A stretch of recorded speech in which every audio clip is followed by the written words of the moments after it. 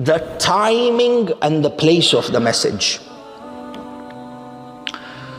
Rasulullah delivers this message of the imamat of Amirul Mu'mineen in a place known as Ghadeer Khum. They mention 120,000 people attended that Hijjatul Wida, that final Hajj. 120,000 was a grand number. Sometimes you would have entire cities whose population was 10 or 20,000. At that time, 120,000 people are performing the Hajj with Rasulullah. Rasulullah decides to deliver the message in Ghadeer Khum. A person asks, or a person may ask, Ya Rasulullah, why didn't you deliver the message in Makkah?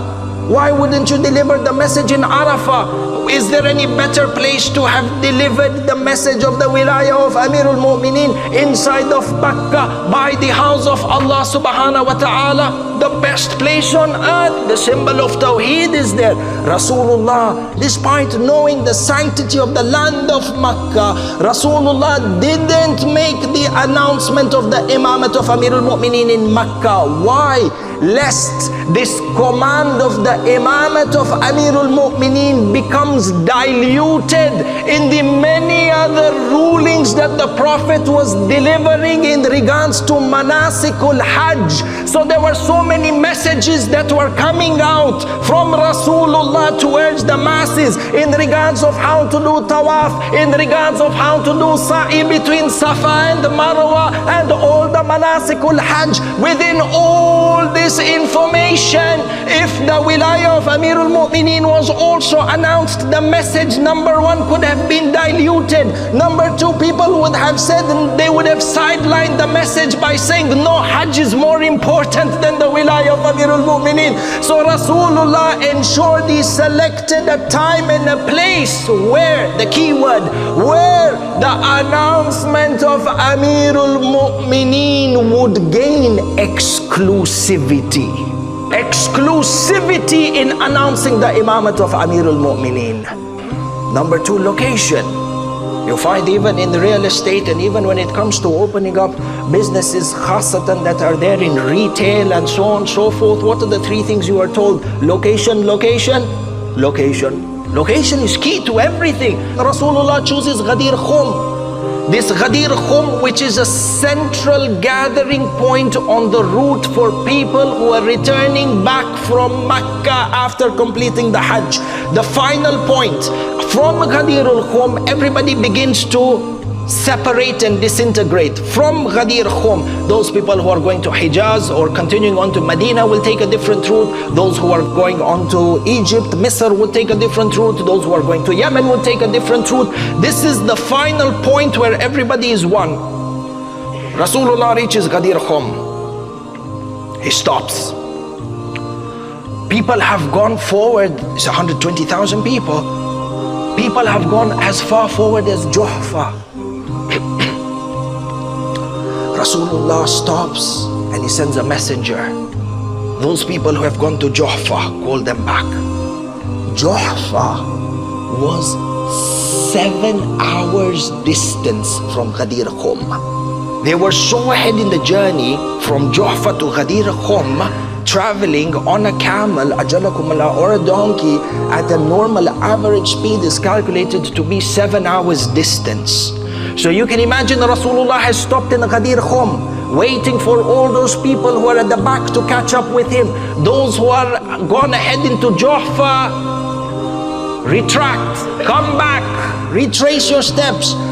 7 hours. There are people waiting inside of Ghadeer Khum. The Prophet made the people wait for 7 hours until those who have gone to Juhfa come back. If you look into the books of history, what is apparent is that from the 120,000, it's not a far-fetched conclusion that 80,000 people were already inside of Ghadeer Khum. And the Prophet has made 80,000 people wait so that the other 40,000 can come. Just convey the message to the 80 and they will convey it to the remaining 40. Abadan. Rasulullah makes them wait for 7 hours. human psychology, for this grand message that is coming. Rasulullah is creating a sense of anticipation within the hearts of the people. This is Rasulullah, Sayyidul Balagha. Look at all these tactics and these skills that he has used. Exclusivity of a message, location of the message, creating an anticipation towards the message. People from Juhfa come back. This area of Ghadeer Khum was an area where water used to collect. The water used to collect in a valley. This valley, what is understood from Kitab al-Ghadeer and other secondary texts, is that it was a valley. It would not be far-fetched to say it was the size of a football stadium. But valley enclaved inside. For the people were seated around the valley. Rasulullah stands in the center of the valley with Amirul Mu'mineen.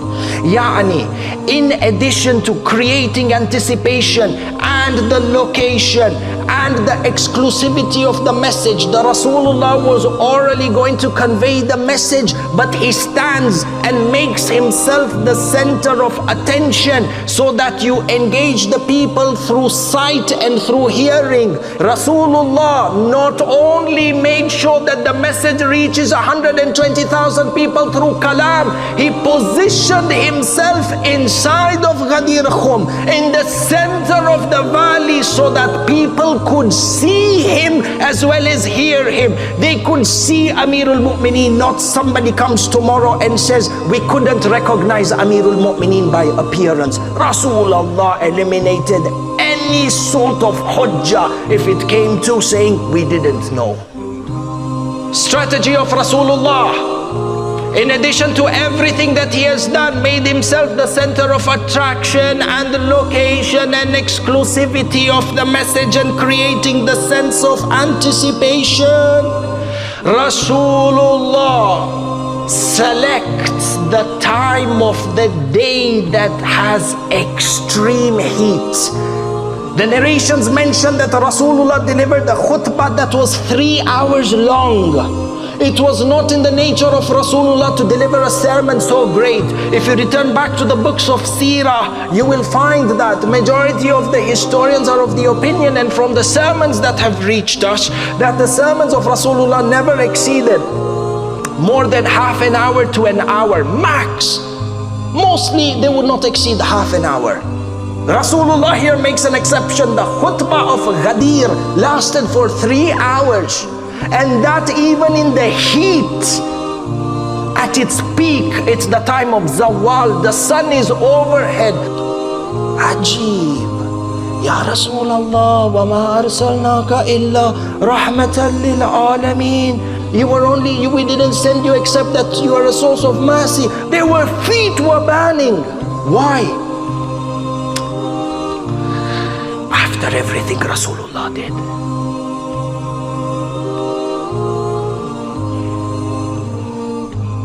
he ensured that for a period of 3 days, the people would give bay'ah, pledge allegiance to Amirul Mu'mineen before dispersing and leaving for their homes. Even if a person slept through everything, even if a person couldn't hear and couldn't see, even if a person passed out in the heat of that khutbah, he had no excuse to say that we didn't know about the wilayah of Amirul Mu'mineen, because finally when he would wake up or whatever happened, he couldn't leave Ghadeer Khum until and unless he pledged his allegiance to Amirul Mu'mineen. This one word from within the Quran that Allah Azza wa Jal uses, balligh, convey. Look at the pain that Rasulullah went through to deliver this message of the wilayat of Amirul Mu'mineen. Look at how everything was meticulously planned by the Prophet of Islam.